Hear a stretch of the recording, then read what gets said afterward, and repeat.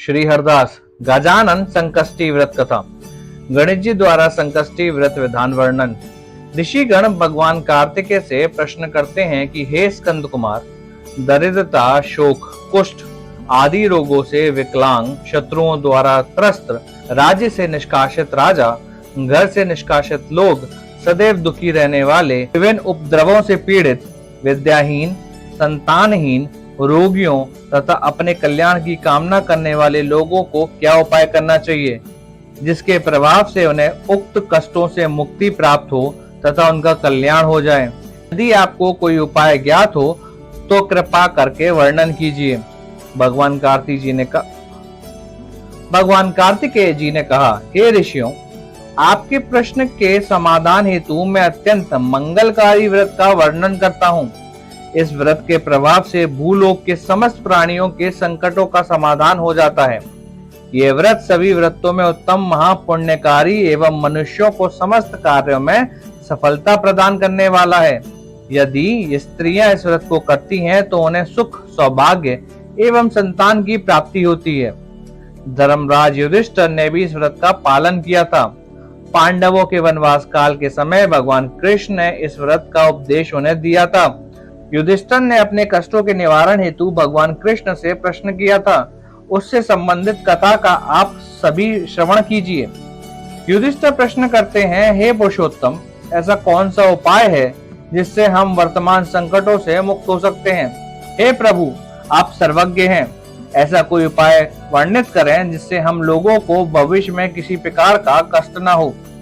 युधिष्ठिर द्वारा बारंबार विनम्रता पूर्वक निवेदन करने पर भगवान श्री कृष्ण ने कहा, हे राजन, संपूर्ण कामनाओं की पूर्ति करने वाला एक अत्यंत गोपनीय व्रत है। हे पुरुषोत्तम, इस व्रत का वर्णन मैंने अभी तक किसी के समक्ष नहीं किया है। हे राजन, प्राचीन काल में सतयुग के समय पर्वतराज हिमाचल की पुत्री देवी पार्वती ने भगवान शिव से विवाह की कामना से सघन वन में जाकर कठोर तपस्या की। दीर्घकाल तक तपस्या करने पर भी भगवान शिव ने उन्हें दर्शन नहीं दिए।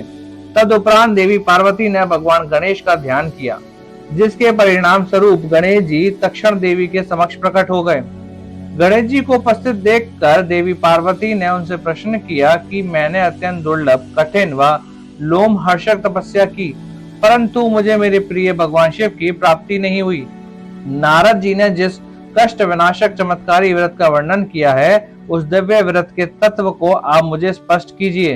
माता पार्वती के वचनों को सुनकर सिद्धि विनायक भगवान श्री गणेश उस दिव्य कष्ट नाशक एवं मंगलदायक व्रत का प्रेम पूर्वक वर्णन करने लगे। गणेश जी बोले, हे माता, आप इस अत्यंत पुण्य प्रदायक एवं कष्टहर्ता व्रत का पालन कीजिए। इस व्रत का पालन करने से आपकी समस्त मनोकामनाएं की पूर्ति होगी। आपके अतिरिक्त भी जो अन्य जातक इस व्रत को करेंगे उन्हें भी सफलता प्राप्त होगी। हे सुरेश्वरी, श्रावण माह की कृष्ण पक्ष चतुर्थी की रात्रि में चंद्रोदय होने पर पूजा अर्चना करनी चाहिए। उस दिन प्रातः नित्य कर्मों से निवृत्त होकर व्रत का संकल्प लेना चाहिए कि जब तक चंद्रोदय नहीं होगा मैं निराहार रहूंगी। सर्वप्रथम श्री गणेश के पूजन करूंगी, तद उपरांत ही भोजन ग्रहण करूंगी। मन ही मन ऐसा संकल्प लेकर व्रत करने का निश्चय करना चाहिए। तत्पश्चात श्वेत तिल को जल में डालकर स्नान करना चाहिए। दैनिक नित्य कर्मों से निवृत्त होकर मेरा पूजन करना चाहिए। यदि सामर्थ्य हो तो प्रति माह स्वर्ण की मूर्ति का पूजन करें। असमर्थ होने की दशा में रजत, अष्टधातु एवं अथवा मिट्टी की ही मूर्ति का पूजन करना चाहिए।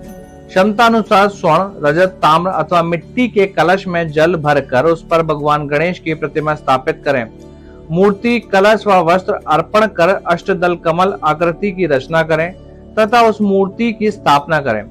स्थापना करने के पश्चात विधि पूर्वक गणेश जी को षोडोपचार पूजन करें।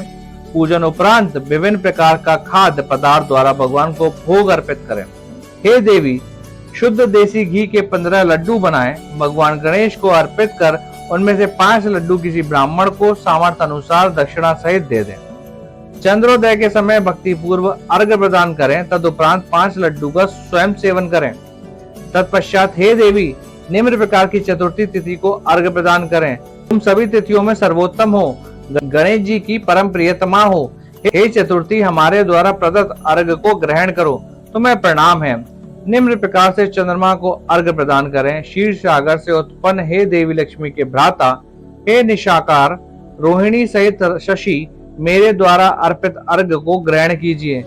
निम्न प्रकार से श्री गणेश जी को प्रणाम करें। हे लंबोदर, गणपति गणेश, आप समस्त मनोकामनाओं की पूर्ति करने वाले हैं, आपको बारंबार प्रणाम है। हे विघ्न विनाशक, आप मेरी कामनाओं की पूर्ति करें। तदुपरांत निम्न प्रकार से ब्राह्मण की स्तुति करें। हे द्विराज, आपको नमस्कार है, आप साक्षात देव स्वरूप हैं। गणेश जी की प्रसन्नता हेतु हम आपको लड्डू अर्पित कर रहे हैं। आप हमारा उद्धार करने हेतु दक्षिणा सहित इन 5 लड्डुओं को स्वीकार करें।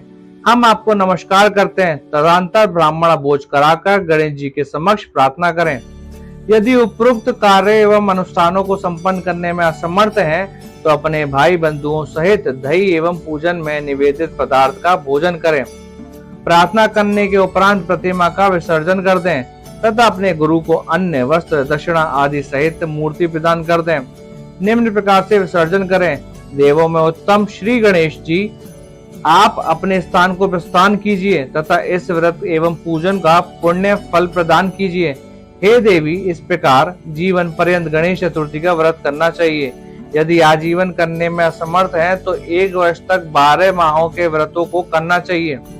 यदि इतना करने में भी समर्थ नहीं है तो वर्ष के 1 माह में अवश्य व्रत करना चाहिए तथा श्रावण चतुर्थी को व्रत का उद्यापन करना चाहिए।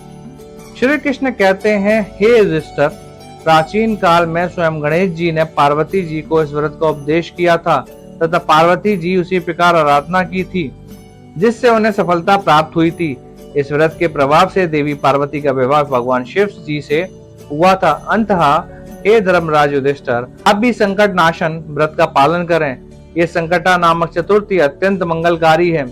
स्कंद कुमार जी कहते हैं, हे महर्षि, श्री कृष्ण जी के मुख से इस प्रकार संकट नाशक चतुर्थी व्रत का महात्म्य श्रवण करके राज्य प्राप्ति की कामना से युधिष्ठिर ने इस व्रत को किया। इस व्रत के प्रभाव से उन्हें समस्त शत्रुओं को परास्त करके राज्य प्राप्त किया। इस व्रत को करने से धर्म, अर्थ, काम एवं मोक्ष चारों की प्राप्ति होती है। मनुष्य की समस्त अभिलाषाओं की पूर्ति होती है तथा वह महान शासकों एवं पदाधिकारियों को वशीभूत कर लेता है। किसी भी प्रकार के घोर संकट की स्थिति में इस व्रत को करने से संकट का समाधान होता है।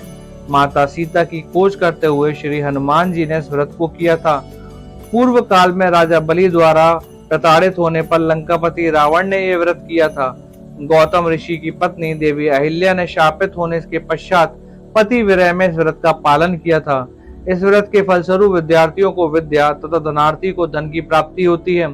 संतान की कामना करने वाले को संतान की प्राप्ति, रोगी को रोग से मुक्ति प्राप्त होती है। भगवान गणेश की कृपा से इस व्रत को करने वाला प्राणियों के समस्त पापों का शमन हो जाता है।